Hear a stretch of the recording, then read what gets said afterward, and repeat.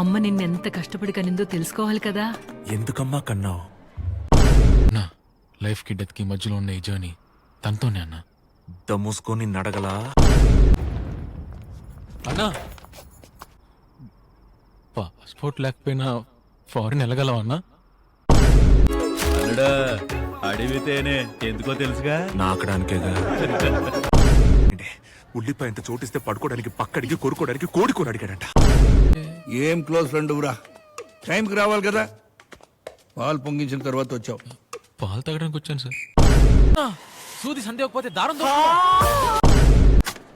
పుట్టుపోయి బిడ్డ తండ్రి ఎవరు? ఏసు తండ్రి. మీకు బిడ్డకి తండ్రి కావాలా లేక పేషెంట్ కి మొగుడు కావాలా?